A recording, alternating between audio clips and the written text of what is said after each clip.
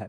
तो हम कहते हैं, या हर एक चीज को आप जानते हो, जैसे मान लीजिए कि कुछ भी हम लेते हैं, कोई सा भी एक पेज पेन कुछ भी हमने उठा लिया, ठीक है। अब इसका एरिया फिक्स है, इस ये जो आप देख रहे हैं ना, इसका एरिया क्या है, फिक्स है। अब इस एरिया पर हम बल लगाते हैं, क्या लगाते हैं, बल लगाते हैं। जैसे देखिए बल लगा रहे हैं तो ये मुड़ रहा है, बल लगा रहे हैं। तो अगर फिक्स एरिया के ऊपर अगर हम बल लगा रहे हैं तो उसको हम दाब बोल रहे हैं, और फिक्स एरिया के ऊपर बल नहीं लगा रहे हैं तब वह बल दाब नहीं है। तो कहने का ऐसी सिचुएशंस में, ऐसी स्थिति में जो टर्म्स देखने को मिलता है, इस पर भी बल हम मान लीजिए 5 न्यूटन लगा रहे हैं, और इस पर भी बल जो है वो 5 न्यूटन लगा रहे हैं, और इस पर भी बल 5 न्यूटन, तीनों क्षेत्रफल बढ़ घट रहा है, लेकिन बल का जो वैल्यू है वो सेम है, बल में हम कहीं कोई बदलाव नहीं कर रहे हैं। तो किस पर ज्यादा दाब लगेगा? तो जाहिर सी बात है, जिसका क्षेत्रफल सबसे कम होगा उस पर दाब ज्यादा लगेगा, और जिसका क्षेत्रफल एकांक क्षेत्रफल पर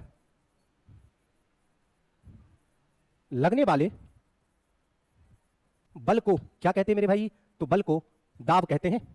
ये प्रति एकांक क्षेत्रफल पर लगने वाला बल क्या हो गया? दाब हो गया। इसको अगर सिंबॉलिक टर्म में देंगे तो इसे P से सूचित किया जाता है। इसका सिंबल होगा P, P से सूचित किया जाता है।